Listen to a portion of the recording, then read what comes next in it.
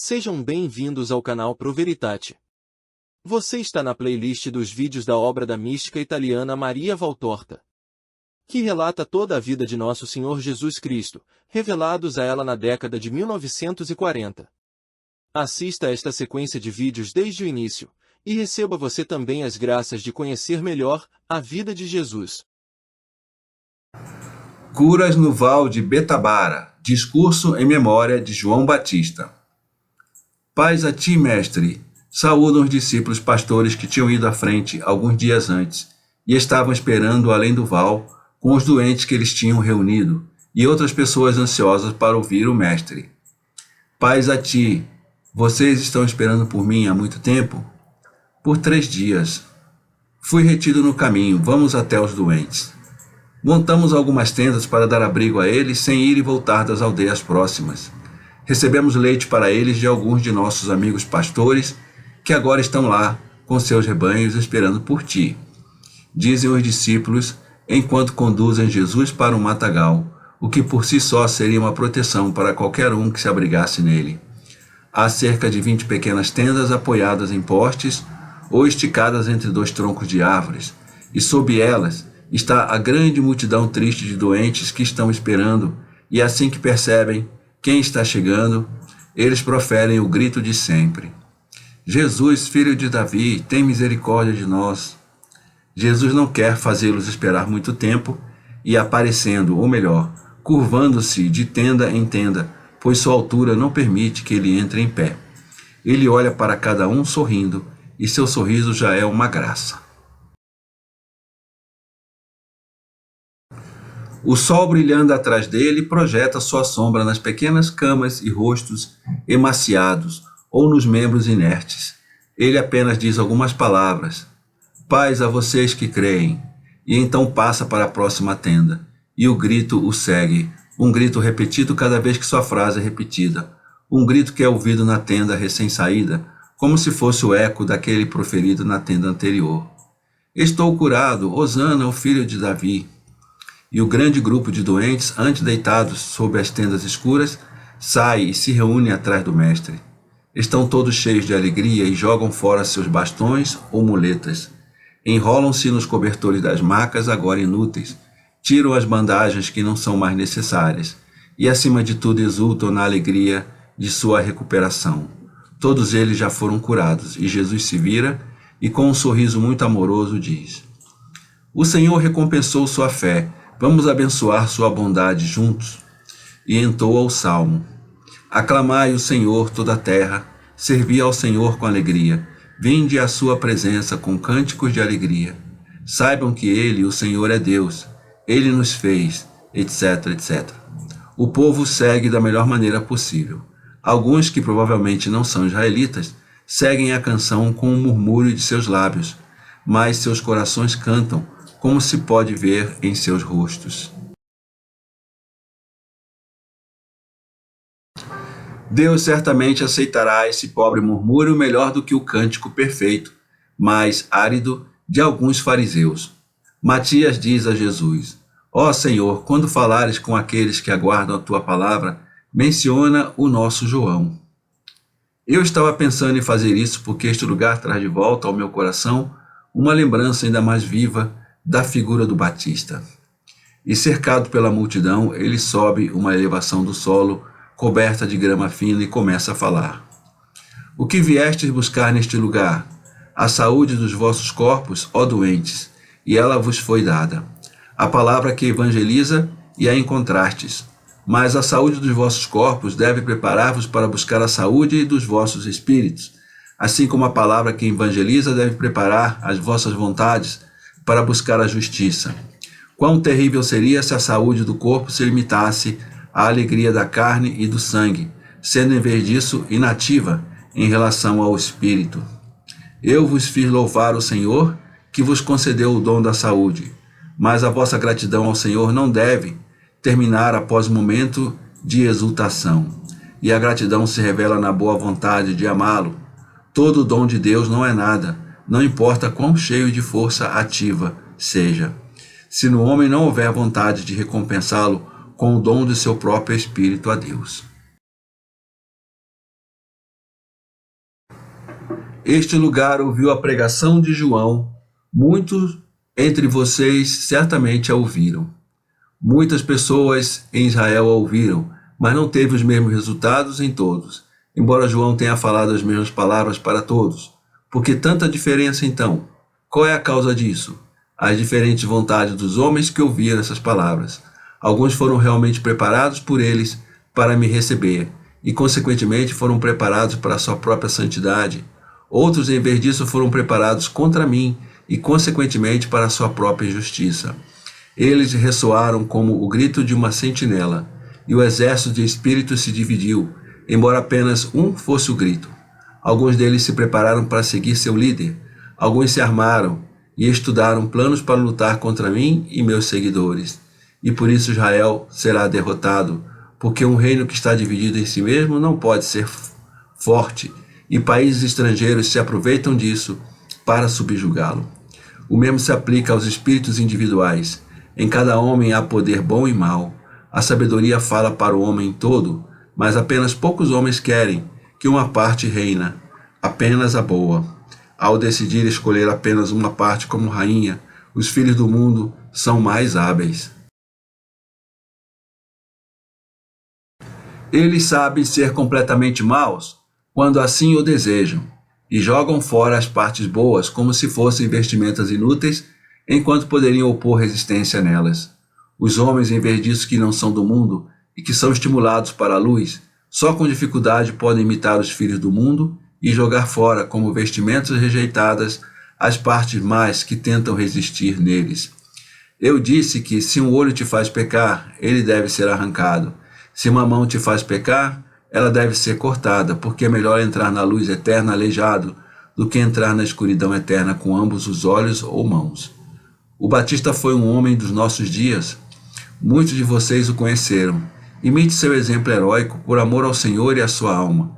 Ele deu muito mais do que um olho e uma mão. Ele deu a sua própria vida para ser fiel à justiça. Muitos entre vocês talvez tenham sido seus discípulos e ainda dizem que o amam.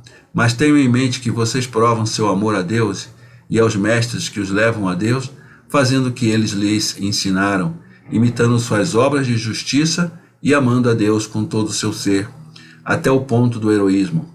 Então, ao fazer isso, os dons de saúde e sabedoria concedidos por Deus não permanecem ociosos e não se tornam condenação. Pelo contrário, são uma escada para ascender à morada do meu e vosso Pai, que espera a todos em seu reino. Para o seu próprio bem, garanta que o sacrifício do Batista, uma vida inteira de sacrifício terminada em martírio, e o meu sacrifício, uma vida inteira de sacrifício, e terminando em um martírio centenas de vezes maior que o do meu precursor, pode não ser infrutífero para você. Seja justo, tenha fé, obedeça a palavra do céu, renovem-se na nova lei, que o Evangelho seja realmente uma boa notícia para você, tornando-o bom e merecedor de desfrutar da generosidade que é o Senhor Altíssimo em um dia eterno. Aprenda a distinguir os verdadeiros pastores dos falsos e siga aqueles que lhe darão as palavras de vida que aprenderam de mim. A festa das luzes, a celebração da dedicação do templo está próxima. Lembrem-se de que muitas luzes para honrar a festividade e o Senhor não valem nada se seus corações estiverem sem luz. O amor é luz e seu porta-lâmpadas é a vontade de amar o Senhor com boas ações. Lembre-se de que a dedicação do templo é uma coisa boa, mas é muito maior, melhor e mais agradável ao Senhor dedicar o espírito a Deus e consagrá-lo por meio do amor. Espíritos justos em corpos justos, porque o corpo é como as paredes que cercam o altar, e o espírito é o altar sobre o qual desce a glória do Senhor. Deus não pode descer sobre altares profanados pelos pecados de alguém, ou pelo contato com a carne mordida pela luxúria e pelos pensamentos perversos.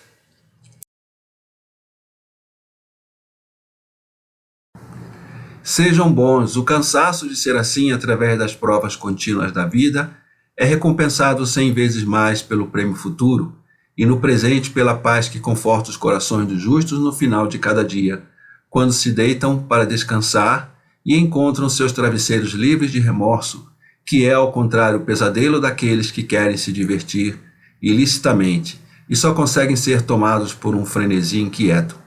Não inveje os ricos, não odeie ninguém, não deseje ter o que vê os outros terem. Contente-se com sua condição, considerando que fazer a vontade de Deus em tudo é a chave que abre as portas da Jerusalém eterna. Eu os deixo, muitos entre vocês não me verão novamente, porque estou prestes a preparar os lugares para meus discípulos, minha bênção especial para seus filhos, para suas mulheres, que não verei mais, e para vocês, homens, sim, eu quero abençoá-los. Minha bênção ajudará aqueles que são mais fortes a não cair, e os mais fracos se levantarem novamente. Somente para aqueles que me trairão, porque me odeiam, minha bênção não terá valor. Ele os abençoa a todos juntos, então abençoa as mulheres, beija as crianças, e então volta para o val com os 5 apóstolos que ainda estão com ele e com os discípulos pastores.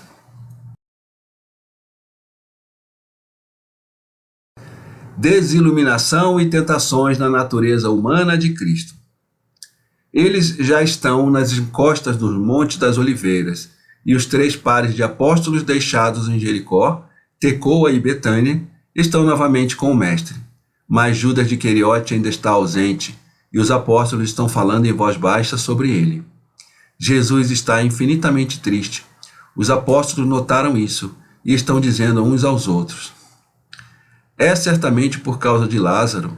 Ele é um homem quebrado, e suas irmãs despertam tanta pena. O mestre não pode nem parar em sua casa, perseguido como ele é, por tanto ódio.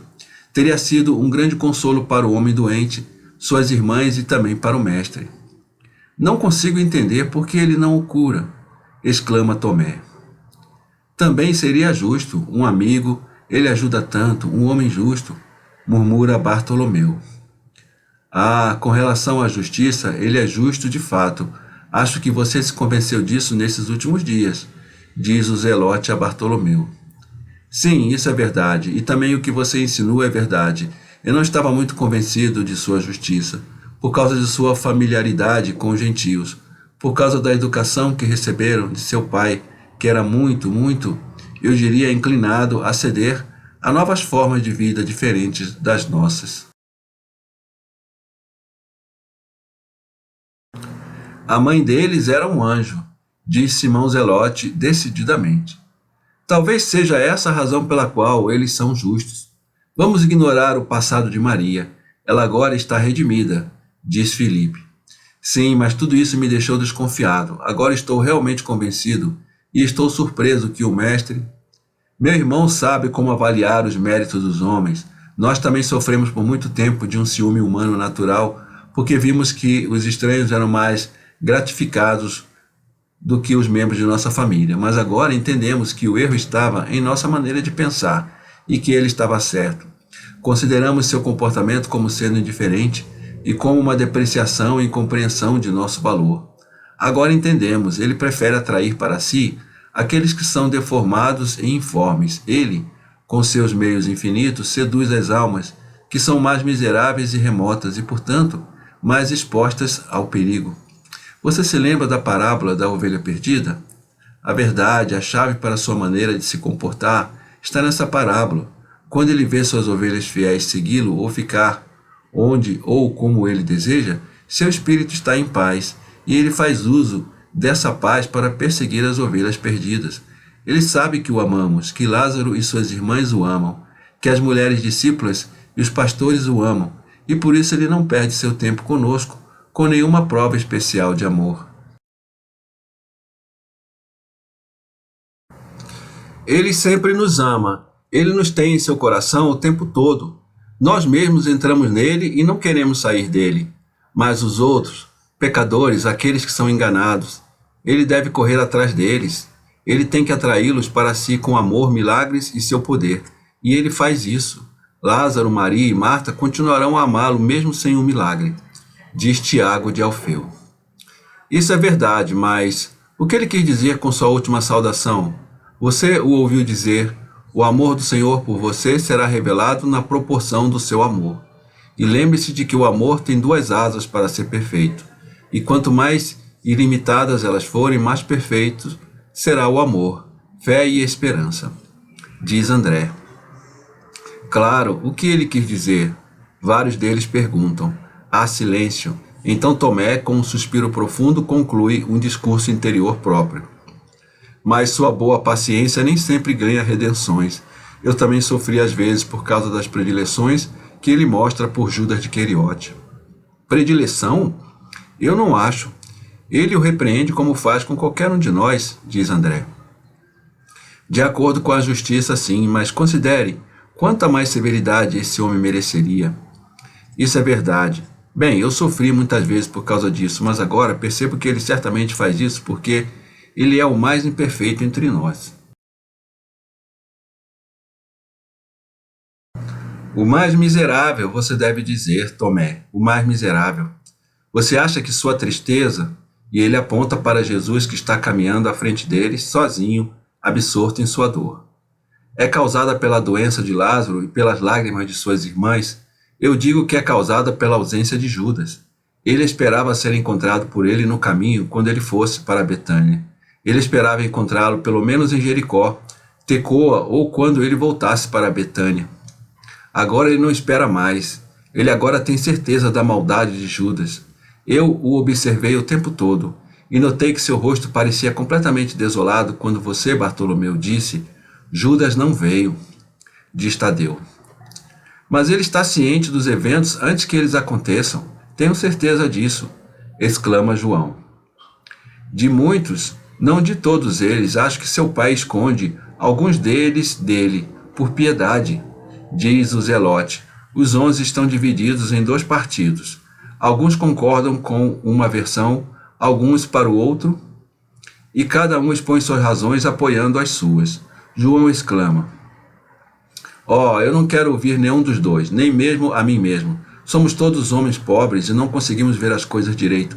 Vou até Jesus e vou perguntar a ele. Não, ele pode estar pensando em outra coisa, e essa pergunta pode lembrá-lo de Judas e deixá-lo mais triste, diz André. Não, certamente não direi a ele que estávamos falando de Judas.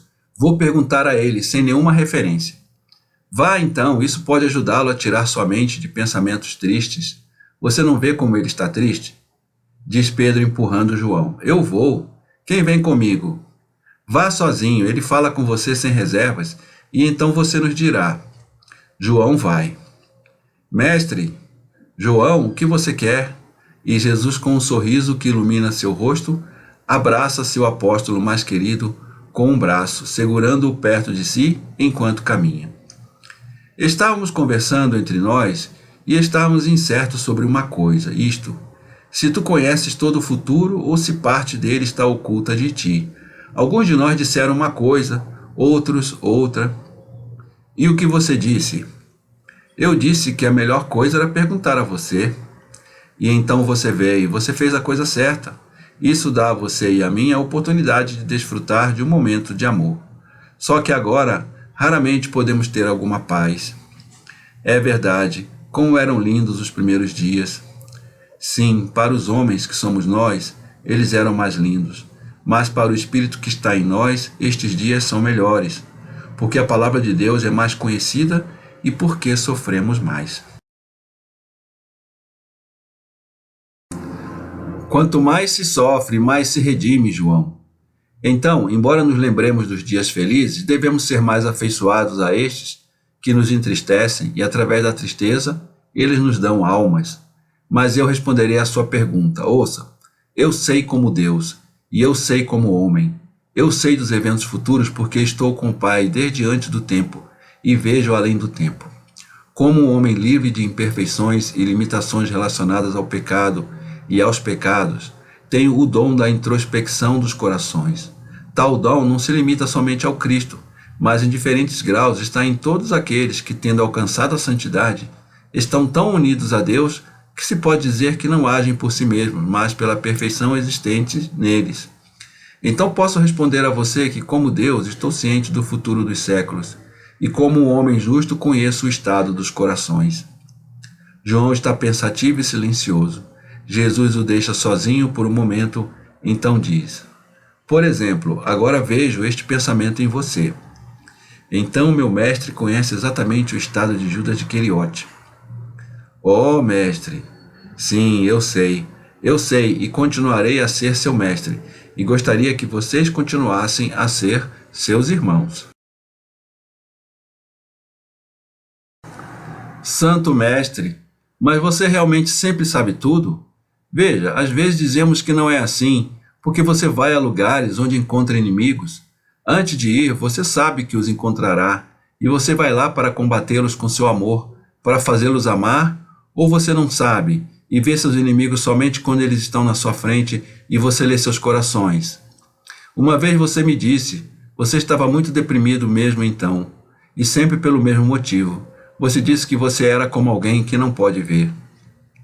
Eu experimentei também aquela tortura do homem, ter que prosseguir sem ver, confiando inteiramente na providência.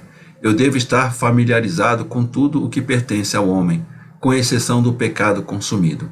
Não por causa de uma barreira protetora colocada por meu Pai contra a carne, o mundo e o demônio, mas por causa da minha vontade do homem.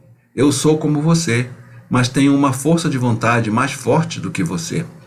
Então estou sujeito à tentação, mas não me rendo a elas, e meu mérito está nisso, como acontece com você. Você tentado parece quase impossível para mim. Porque as tentações não o afetam muito, você é puro, e pensa que eu, sendo mais puro que você, não deveria experimentar tentação. Na verdade, a carnal é tão fraca em comparação com minha castidade que nunca é percebida pelo meu ego. É como se uma pétala atingisse um pedaço sólido de granito. Ela o roça. O próprio demônio está cansado de atirar essa flecha em mim. Mas, João, você não considera quantas outras tentações existem ao meu redor? Ao seu redor? Você não anseia por riquezas ou honras? Então, quais são elas? E você não leva em consideração que eu tenho uma vida, afeições e deveres para com minha mãe, e que tais coisas me tentam a evitar o perigo? A serpente chama isso de perigo, mas seu verdadeiro nome é sacrifício. E você não acha que eu também tenho sentimentos? Meu ego moral está presente em mim e sofre ofensas, escárnio, jogo duplo. Oh, meu João, você percebe quão repugnantes são a falsidade e os mentirosos para mim? Você sabe quantas vezes o demônio me tenta a reagir contra essas coisas que me entristecem, renunciando à minha mansidão e me tornando duro de coração e intolerante? E por último, você não considera quantas vezes ele sopra seu hálito queimando de orgulho e diz: seja orgulhoso disto ou daquilo. Você é grande, o mundo te admira, os elementos estão a seu serviço. A tentação de se deleitar em ser santo, a mais sutil. Quantos perdem a santidade já adquirida por causa de tal orgulho? Como Satanás corrompeu Adão, tentando sua sensualidade, seu pensamento, seu espírito. Não sou eu o homem que deve recriar o homem? A nova humanidade deve vir de mim. E lá está Satanás tentando os mesmos meios para destruir e para sempre a raça dos filhos de Deus. Agora vá até seus companheiros e repita minhas palavras para eles. E não se pergunte se eu sei ou não sei o que Judas está fazendo. Considere que eu te amo. Esse pensamento não é suficiente para encher um coração? ele o beija e o dispensa.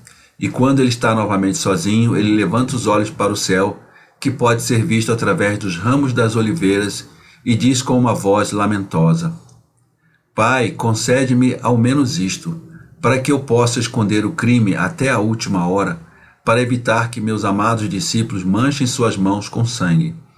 Tem misericórdia deles, Pai. Eles são fracos demais para se absterem de reagir contra a ofensa. Que não haja ódio em seus corações na hora do amor perfeito. E ele enxuga as lágrimas que só Deus vê.